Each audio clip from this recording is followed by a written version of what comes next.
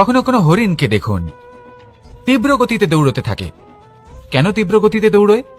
এই কারণে নয় যে কোথাও তার জন্য মধুর ঘাস অপেক্ষা করে রয়েছে, না, সে এই কারণে তীব্র গতিতে দৌড়য় কারণ সেটা না করলে তার পেছনে একটি সিংহ আছে যে ওকে নিজের ভোজন করে ফেলবে। তাই জীবনে বিপদ, সংকট এই সবকিছুও হলো অত্যন্ত গুরুত্বপূর্ণ। তার সম্মুখীন হতে শিখুন। আমরা সবাই ফল খাই, কিন্তু আমাদের সেই ফলই প্রিয় হয় যে পরিপক্ক হয়ে ওঠে, যেটা নম্র হয়, আর যে ফল অনেক বেশি মিষ্টি আর সুস্বাদু হয়ে থাকে, যাদের রঙে বাহার দেখা যায়। সেইভাবে জীবনে আমরা নানান মানুষের সাথে পরিচিত হই, কিন্তু সেই মানুষই আমাদের মন ছুঁয়ে যায় যারা বিনম্র স্বভাবের, যাদের বাণী খুব মধুর, যাদের অন্তরে আত্মবিশ্বাসের একটা তেজ, একটা রং দেখা যায়। এবার এমন ব্যক্তি আমরা কি করে হব?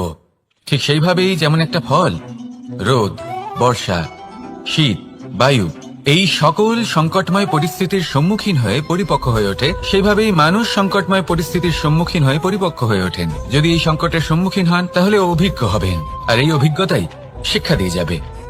এই অভিজ্ঞতা আমাদের শিখিয়ে দেয় যে আমাদের বিনম্র থাকতে হবে। অহংকার করে কোনো লাভ নেই। মধুর বাণীর যে কি মূল্য তা আমরা শিখতে পারি। এই অভিজ্ঞতাই আমাদের বুঝিয়ে দেয় যে উচিত অনুচিত কোনটা, আমাদের দৃষ্টিভঙ্গি তৈরি করে, আর এই দৃষ্টিভঙ্গি দ্বারা আত্মবিশ্বাস জাগ্রত হয়।